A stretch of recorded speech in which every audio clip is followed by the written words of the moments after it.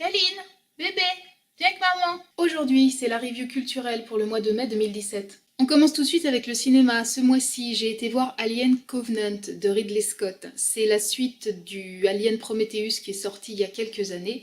Et ces nouveaux aliens sont en fait un prequel de la quadrilogie avec Sigourney Weaver qui était sortie dans les années 80 et 90. Alors cet Alien Covenant, j'ai pas aimé du tout. Certes, c'est bien réalisé, c'est Ridley Scott, c'est bien joué, les acteurs font ce qu'ils peuvent. Maintenant, le scénario est complètement inepte. Et surtout, le truc, c'est qu'on ne comprend plus rien à ce qui se passe. Déjà dans la quadrilogie avec Sigourney, il commençait à y avoir des approximations un peu sur la fin. Il y avait quand même des trucs qui m'échappaient un petit peu, notamment comment elle était tombée enceinte de la reine, tout ça, ça devenait un petit peu n'importe quoi. Mais alors là, vraiment, dans ces nouveaux épisodes prequels, on ne comprend plus rien. Moi, je suis absolument incapable de te dire ce qui m'a été raconté. Bon, il y a juste qu'au bout d'un moment, tu piges que c'est les grosses bébêtes méchantes contre les pauvres humains et que les pauvres humains vont tous se faire dégommer un par un. Mais c'est à peu près tout ce que tu piges. Là-dessus, ils te greffent tout un tas d'éléments narratifs. Bref, c'est le bordel, au point que je suis pas sûre que je vais continuer d'aller voir les nouveaux épisodes de cette saga prequel. Ensuite, au niveau des sorties culturelles, le mardi 23 mai dernier, j'ai assisté à la montée des marches de la cérémonie du 70e anniversaire du Festival de Cannes. Mon côté midinette était absolument ravi. Bon, j'ai pas monté les marches moi-même, j'ai juste assisté à la montée des marches, j'étais dans le public, j'étais tout près du tapis rouge, donc je voyais super bien les stars. Et comme c'était une cérémonie vachement importante, 70e anniversaire oblige, du coup il y avait à peu près tout le gratin du cinéma français et une partie du gratin du cinéma américain, donc il y avait du très très beau monde, et c'était un pur bonheur. Celui que j'ai trouvé le plus cool, le plus souriant et qui créait vraiment un contact avec le public, qui arrêtait pas de faire des signes et des grands sourires et des grands bisous et des trucs comme ça, c'était Will Smith. J'ai trouvé que ce mec-là était absolument attachant, super souriant, super cool, super sympa. La plus belle d'entre toutes et de loin, elle éclipsait complètement toutes les petites minettes de 25 piges, c'était Monica Bellucci. Elle est d'une beauté transcendante, vraiment, elle est à tomber par terre, et pourtant la nana, elle a une cinquantaine d'années, c'est plus une gamine, mais elle est juste à tomber par terre de beauté dans sa manière de bouger, enfin, elle était une classe folle, et elle a vraiment une aura de beauté autour d'elle, elle est sublime. Le plus classe, c'était Lambert Wilson. C'était vraiment de loin le mec qui savait le mieux se mouvoir. Il avait un super costume, il marchait avec une élégance folle, un grand mec svelte comme ça, et lancé, très très beau. Ça m'a surprise parce que, enfin voilà, Lambert Wilson, c'est pas spécialement mon acteur préféré, mais là je l'ai trouvé sublime. Et puis enfin, la personne qui m'a le plus émue, enfin la rencontre entre guillemets la plus émouvante pour moi, c'était Jean-Pierre Léaud, que j'ai vu monter les marches, donc que j'ai vu en vrai.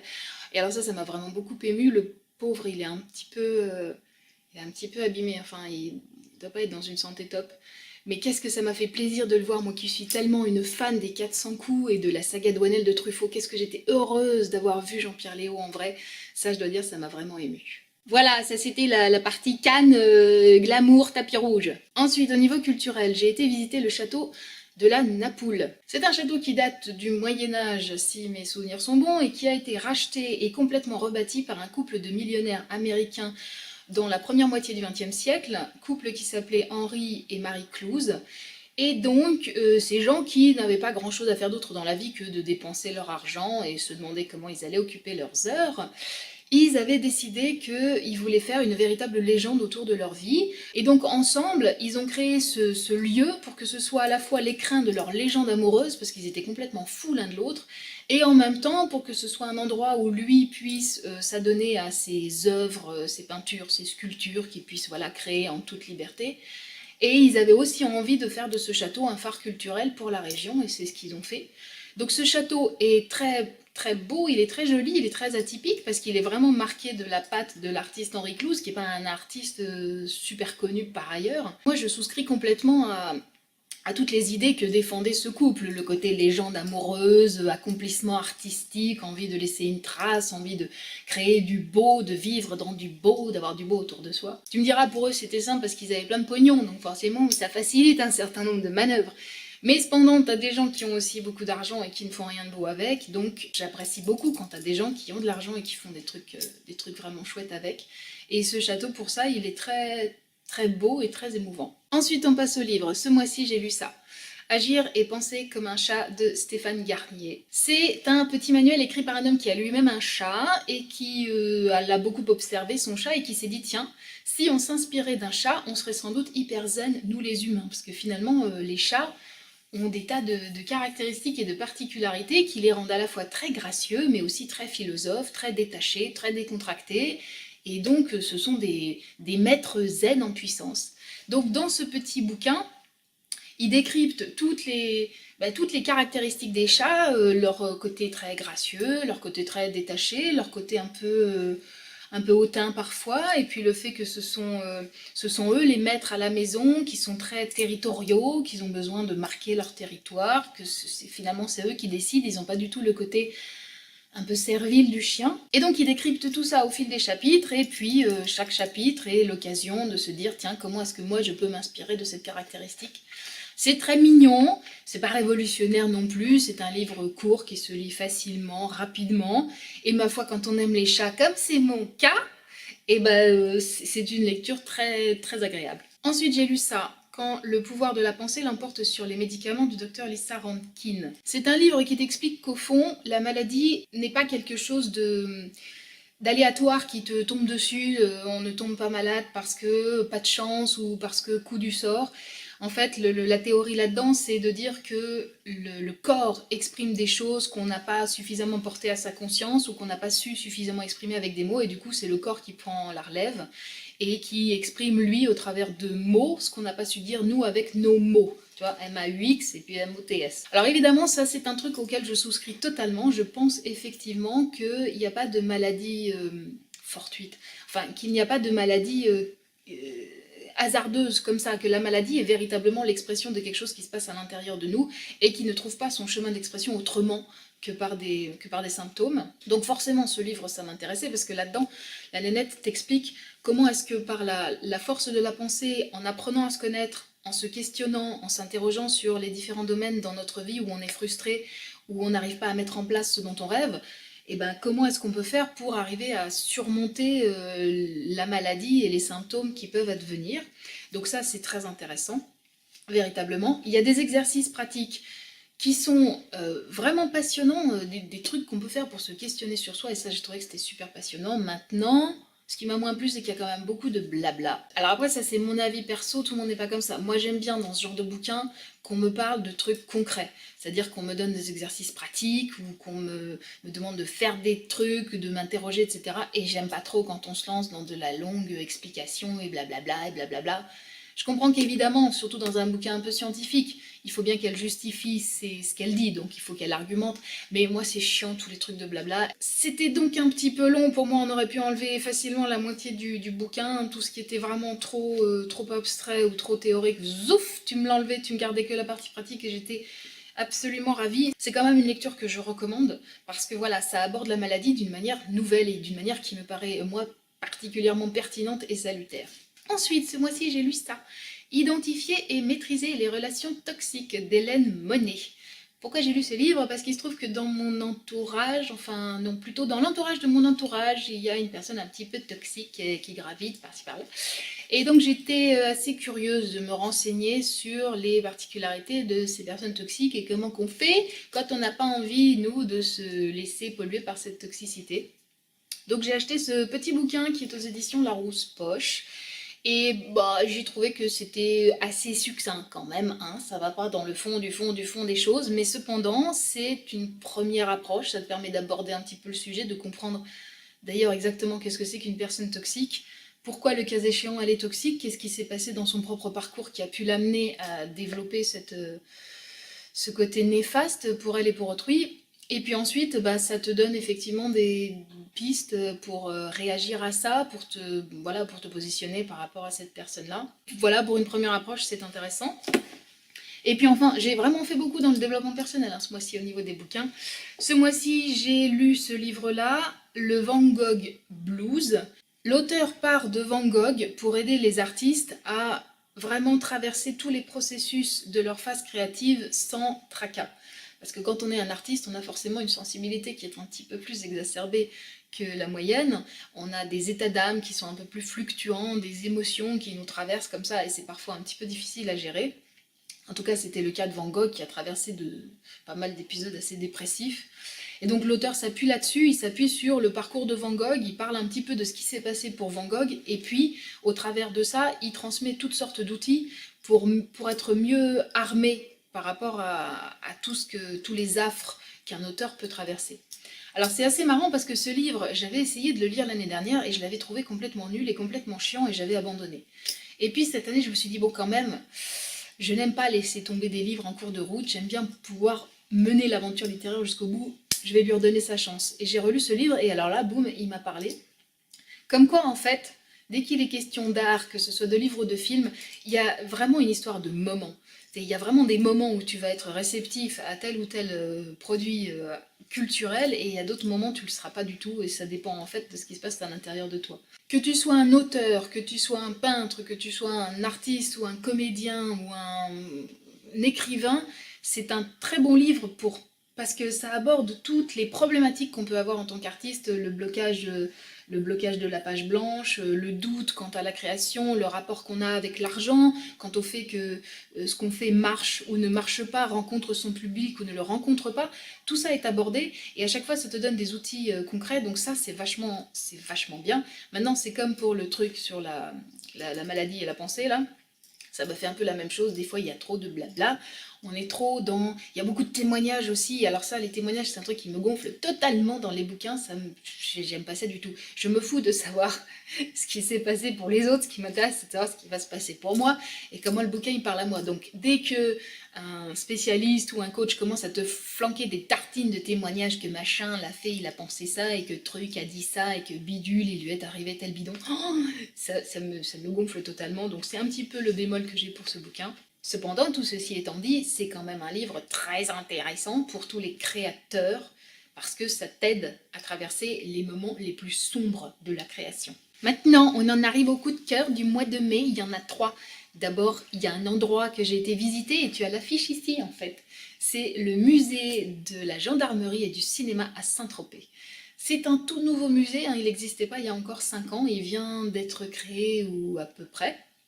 Et donc, c'est un musée qui fait la part belle aux deux, j'allais dire éléments constitutifs, non c'est pas ça, mais disons aux deux grands mythes de Saint-Tropez, à savoir, eh ben, bien sûr, Brigitte Bardot, quand même, hein, parce qu'on ne peut pas ne pas associer Brigitte Bardot à Saint-Tropez, et puis aussi le gendarme de Saint-Tropez, donc la saga avec Louis de Funès. Et donc forcément dans ce musée on insiste beaucoup là-dessus, d'autant plus que quand j'y suis allée, il y avait justement une expo temporaire sur Bardot, j'ai eu vraiment du pot. Donc tout le premier étage du musée était consacré à cette expo sur le mythe Bardot, et puis le second étage était lui consacré à la saga des gendarmes. Il y avait notamment une reconstitution du bureau, alors je sais plus si c'est le bureau de Cruchot ou de Galabru, enfin ça je sais plus très bien, mais en tout cas tu as vraiment la reconstitution du bureau tel qu'il apparaît dans le film, et ça c'est assez savoureux de voir ça. Et puis enfin au troisième étage, je crois qu'il y a quelque chose d'un peu plus largement consacré au cinéma, donc tu vois tout ce qui s'est passé en fait de cinématographique à Saint-Tropez, dont Et Dieu créa la femme évidemment, ou La piscine avec Romy Schneider, et ça aussi c'est très intéressant. Le musée se tient dans le bâtiment qui a justement servi pour les tournages des gendarmes, donc la façade du bâtiment, tu vois, largement écrit gendarmerie, et c'est à cet endroit-là qu'ont été tournés les extérieurs, et peut-être même une partie des intérieurs de la saga des gendarmes.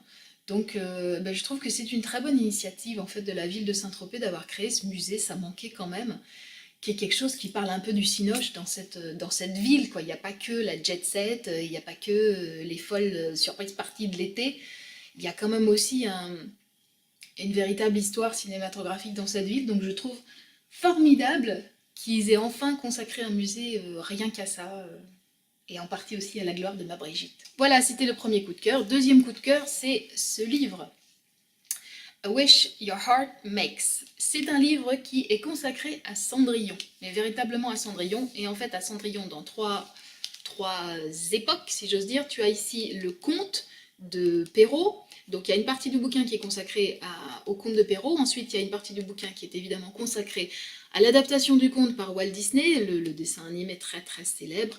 Et puis enfin, la dernière partie du livre, c'est l'adaptation de l'adaptation, en fait le film live de Kenneth Branagh qui avait été réalisé à la fois à partir du conte de Perrault, mais aussi quand même en s'appuyant beaucoup sur le dessin animé, puisque de toute façon c'est un film produit par les studios Disney. J'ai vachement aimé ce livre. D'abord, il y a une très belle icono dedans, il est super bien illustré, et alors surtout, qu'est-ce qu'il est intéressant. Il te décrypte vraiment tout. Quand il te parle du conte de Perrault, il te parle aussi de la façon dont Bruno Bettelheim a analysé au niveau psychanalytique le conte. Quand il te parle du dessin animé, on te raconte exactement quel a été le processus créatif des studios Disney, pourquoi ils sont partis sur ce personnage, qu'est-ce qui les intéressait, comment ils s'y sont pris pour faire les animations, pour faire les voix off, les costumes, les décors. Donc tu es vraiment dans le making-of du dessin animé et ça te donne toutes sortes d'anecdotes, c'est passionnant. Et c'est la même chose ensuite pour le film de Branagh. Il y a des extraits d'interviews de Kate Blanchett, d'Helena Bonham Carter, du réalisateur, de Lily James qui joue Cendrillon. Et tu apprends exactement tout, ça te décrypte tout le processus créatif, pourquoi ils ont choisi ces décors, pourquoi ils ont choisi ces costumes, qu'est-ce qu'ils ont voulu dire, sur quoi ils s'est appuyé. Donc ça te fait un survol total de la mythologie cendrillonnesque et c'est juste passionnant. Bon, évidemment, faut être un peu attiré par l'histoire de Cendrillon. Si les princes charmants ça te gonfle et que les histoires de princesses aussi et que le trip de la pauvre gamine qui va finalement y arriver parce qu'elle est gentille et bonne, ça te fait chier, bon voilà, évidemment c'est pas un livre pour toi. Mais si tu es fan de Cendrillon, alors c'est absolument un bouquin incontournable. C'est écrit en anglais, je suis pas sûre qu'il y ait une version française qui existe. Mais alors qu'est-ce que c'est passionnant et qu'est-ce qu'on trouve là-dedans de... Ah ouais, enfin voilà, on en apprend tellement, tellement d'avantages, on va complètement au fond du mythe et au fond de l'histoire, donc c'est super passionnant. J'ai adoré ce bouquin. Et enfin, dernier coup de cœur, mais alors là en fait c'est pas mon coup de cœur du mois, c'est un coup de cœur de vie, hein. C'est quelque chose qui m'accompagne depuis que je suis gamine, depuis que j'ai 8 ans à peu près. Voilà, c'est ce coffret de Sacha Guitry, c'est un coffret qui s'appelle L'âge d'or.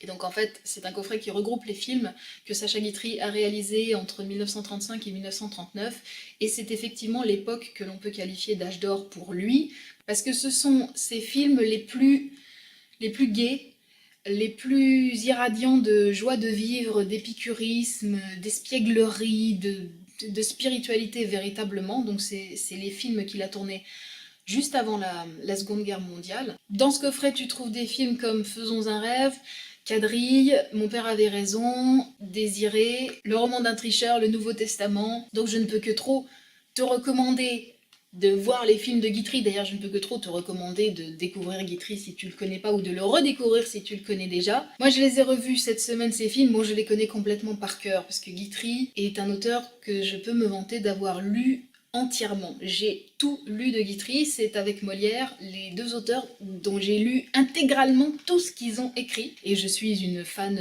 inconditionnelle, totalement inconditionnelle à genoux devant Guitry. Je n'ai pas assez de mots pour dire combien j'admire ce bonhomme. Voilà, c'est un tout petit minuscule hommage pour simplement dire que quoi de neuf, bah Guitry. Voilà, c'était la review culturelle pour le mois de mai 2017. Je te donne rendez-vous dans un mois. Ce sera la review culturelle du mois de juin. D'ici là, adonne-toi à la vie culturelle, lis, sors, va voir des films, va voir des expos, va au musée, fais des tas de trucs qui t'inspirent la tête. Je t'embrasse très fort et je te souhaite une bonne fin de journée. Mouah. Concentre-toi, concentre-toi, concentre-toi, concentre-toi. Tu me fais un petit mambo?